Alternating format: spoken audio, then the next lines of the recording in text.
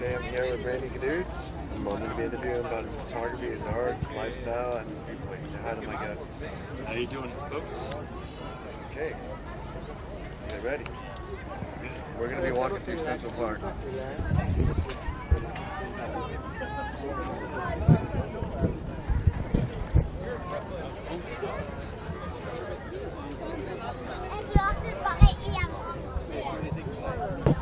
Randy, talk about what you do. Got into photography about So exciting! 2.5 years ago. I know. What made you do that? Long sleeve boots. I actually stumbled upon it. I moved into the city Maybe just the and I started taking photos and started receiving these accolades for the captures I had taken and inspired me to take more. But what made you first stumble upon it? Like you just had a phone camera and you said I'll take these pictures? That's right. My first phone camera was a Samsung Galaxy 5 and I was taking the train. I was commuting from New Hamburg down here into the city, Manhattan, and that Harlem, the Hudson line. And there's some great sunsets and sunrises. I was capturing them from the train. Kind of inspired me to keep up with taking photos. And once I moved here to the city, how can you not be inspired by everything around you? And like at this moment, I'm taking a photo.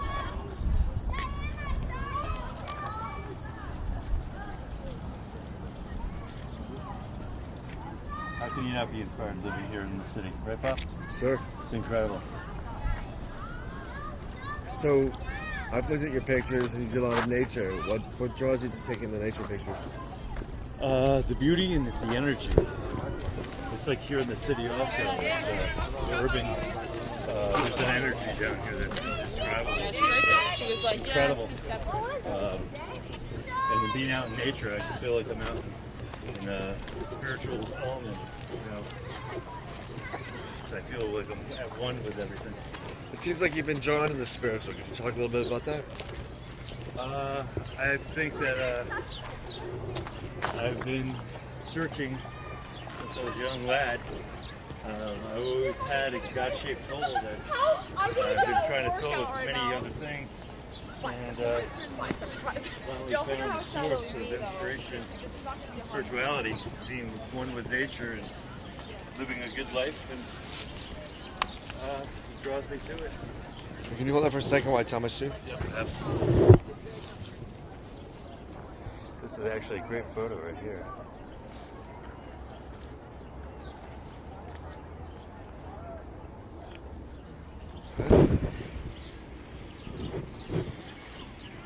I never took that right down.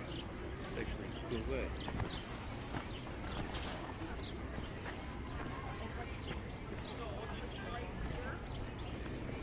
So would you consider yourself a religious person? No, I consider myself a spiritual person.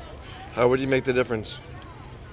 I once heard that a religious person is someone who's afraid to go to hell, and a spiritual person is somebody that's already been there. So you've already been to hell? Yeah, I lived hell on earth here through my own doing. But you've made it back? By the grace of God, yes. Now, would you think that your photography or your is a description of that? I consider myself a humble witness, and I go by the humble witness photography because I really believe that the great creator is the great master. He's the great artist, and I'm just witnessing his beauty. So I think there is, in art, I think art is spiritual. It's a form of expression. We're trying to capture, the Almighty in an expression. And I think that's what does it. How did you come up with that term, a humble witness? I realized that some of these sunsets and sunrises, I really felt like I was a witness to something that was extraordinary. And not only did it humble me, it also made me become very grateful.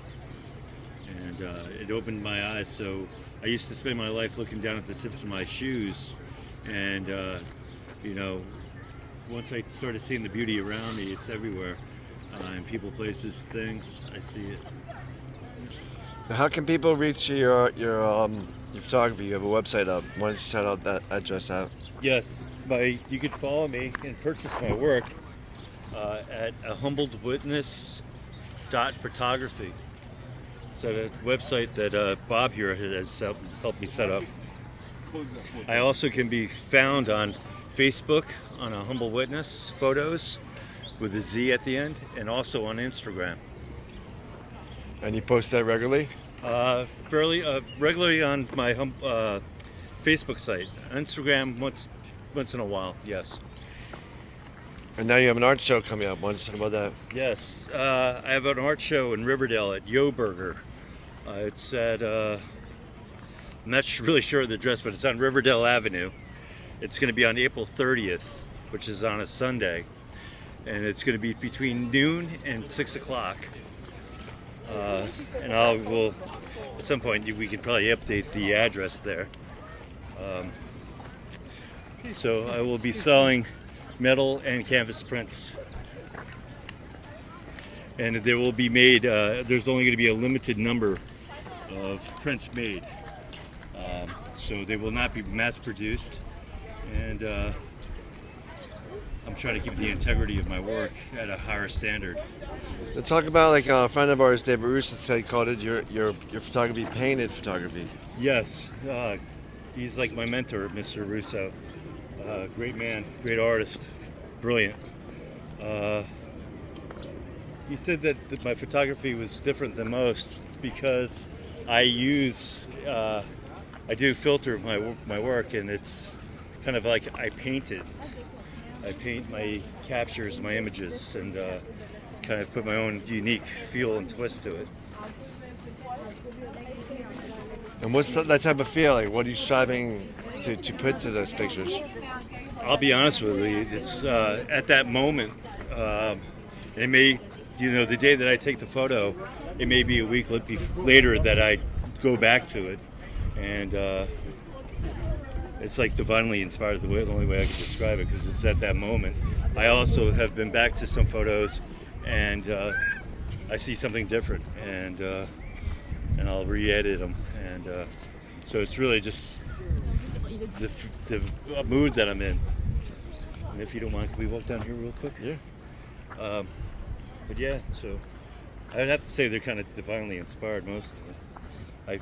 When I walk alone, and I'm really not alone, I could also hear my late brother telling me, wow, this is a great picture, like I'm seeing right now. Oh, yeah? Yes. He will inspire me also. See that? It's a great capture right there. The blue sky and all. I'm going to take one this way if you don't mind.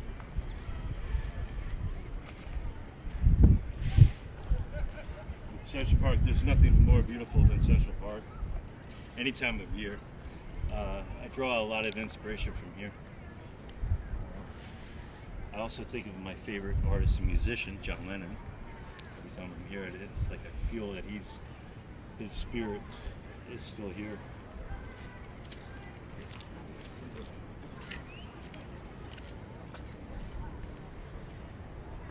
a cool set.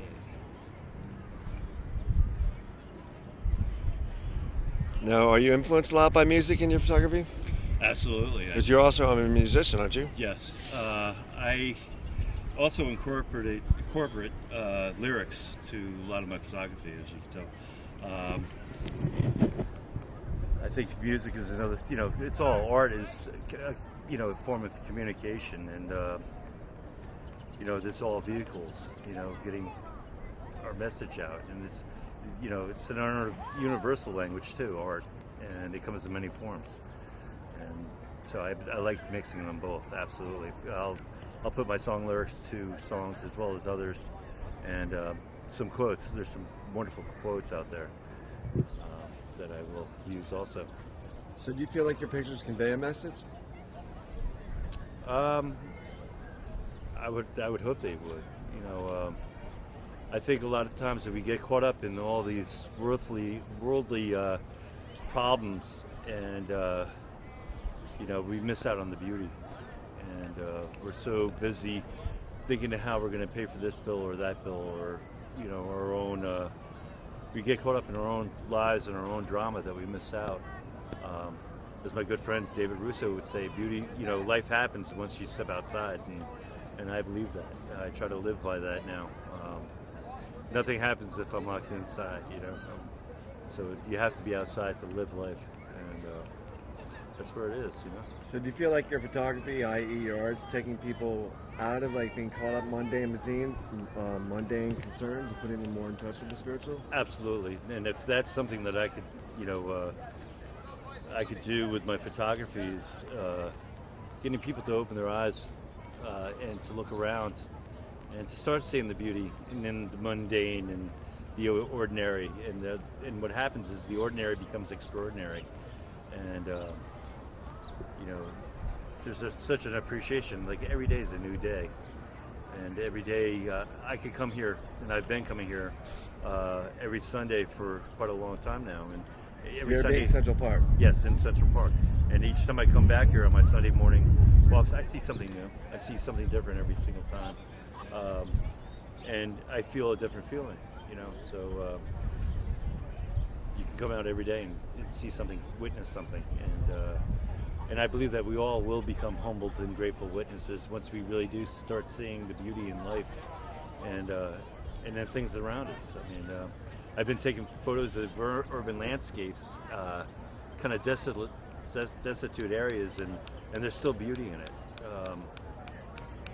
So there is beauty in all. We just have to look for it. So you see your pictures as a way of seeing? Yes, absolutely. And so, Should we take a little bit more walks? So people... Yes, and I also believe that it's a form of communication, most importantly. How cool is it walking around Central Park on a Sunday? It's beautiful. I hanging out with my good friend Bob. There's nothing better. I like doing solo walks, but I also enjoy when I have people come with me. I would like to be a guide one day, because I know this park inside and out. I know all the little crevices, and there is such beauty in every aspect of it. We were just talking about 110th Street, the north end, and the lake there, and the beauty out there. And this is, I love nature, the contrast between nature and the architecture behind us. I think that this has always fascinated me. Is you have nature's beauty and you have man's beauty, the creation of man and the creation of God, and I love the contrast between the two. Do you have a favorite part of the park, or? This is my favorite part. And we're in Central Park South, right in almost in the heart. Right, we're on the east side right now, between 67th and 59th. So yeah, this is my favorite part of the park. And why is that? I just think there's so many little neat things to see in this area. We have the ice rink over here. We have the duck pond. Like I said, you got all of 59th Street here. The great old buildings and the new. You've got Columbus Circle up here. It's just a great area. I love it. And when you come into Central Park, what are the type of things you seek out to shoot? Like I said, I love the contrast between nature and man's creation, the architecture. So you're going for a contrast today? Yes. I'll do a lot of the backdrop of the duck pond up against the building in the background. So, like I said, to me, there's a beauty in that. All right. So, anything else you'd like to add? Please come out and see my work. April 30th at Yo Burger in Riverdale. It's between 12 and 6. Come and check out my work. Thank you. Okay, we're live. So I'm here with Mario and Randy, and Mario's the owner of Salvador Soho and Yo Burger. So why don't you talk a little bit about your restaurant, Mario?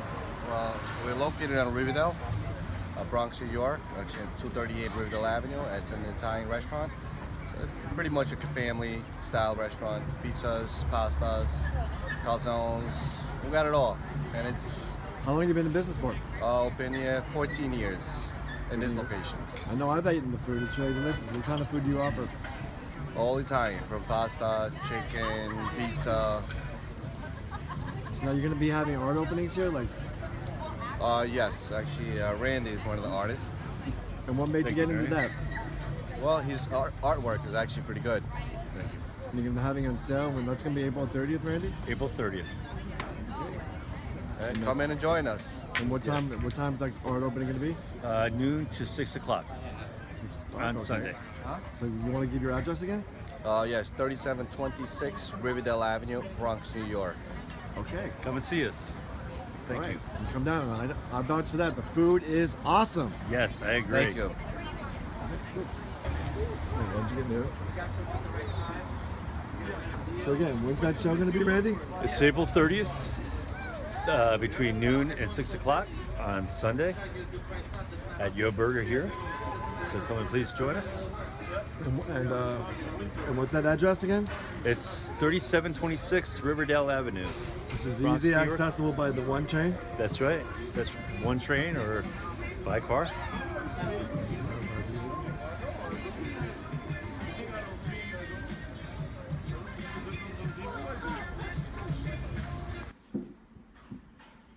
So you didn't want your last name in there, right?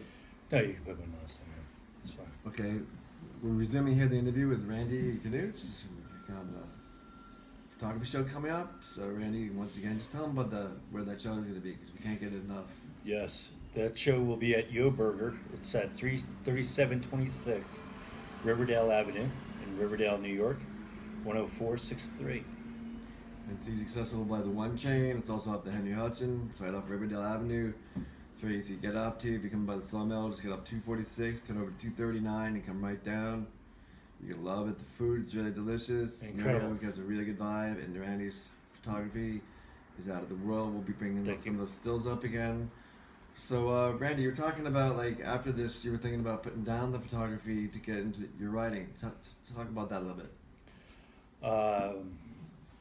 Well, I've been working on a novel for the past 9 years. I had actually set it down to do a rewrite, and I found photography and kind of put that on the back burner for a while. And now I've been really consumed with the photography, and I figured that I put enough energy into it that I'm going to let it sit for a while. And I'd like to resume this novel.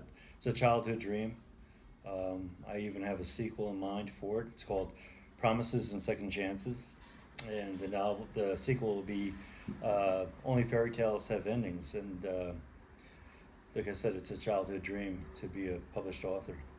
Let's back it up a second there. I'm interested, like, how did you discover the photography? I actually stumbled upon it. A few years ago, I was living upstate, as I believe I had mentioned before, and I was taking the Hudson line down, commuting to the Manhattan for work from up in New Hamburg, Dutchess County. And as I was going down on that train ride early in the morning, I'd catch the sunrise. Actually, I would catch the sunset coming up, going down on the return trip home, and started taking my camera out and just my phone and taking photos, and I would post them on Facebook, and I would receive some pretty good accolades for the photos I had taken, and it inspired me to take more. So you shoot primarily with an iPhone, correct? Yes, strictly with the iPhone, my work. And you like to put filters on it? Yes, I do. Photography, to me, it's just photography, and then I like the fact of, the artistic expression of, I want to be able to play with my photos, and the filters enabled me to saturate and to, my exposure rates and stuff like that. It allowed me to play with the photo. Describe that process of playing. It seems like that's an integral part of your work. The playing of the filters. That's what you mean by playing. Yeah. Um, it's wild. Each photo is different. Some photos I see almost like it's a cartoon, and they're the ones that actually become like paintings. And there's others that I see as a photo, and which will be in black and white. Um, Talking about Adams, one of my favorite photographers, black and white photographers, and he's an inspiration. And so black and whites, that's where the photographer in me comes out. I think photography. When I think of photography, I think of black and whites. I think of the dark room. Um, but now with this technology that we have today, amazing technology, um, I'm able to paint my photography. Yeah, I've heard like your photography described as painterly. Yes. Would you like to describe that process a little bit? Well, what I like to think is when I do use my filters, it's like I kind of use like the analogy of a paint stroke. I'll use a filter and I'll play with it and I'll see how to adjust it. Like I said, the saturation. Sometimes I don't like any saturation at all. Sometimes the exposure rate too.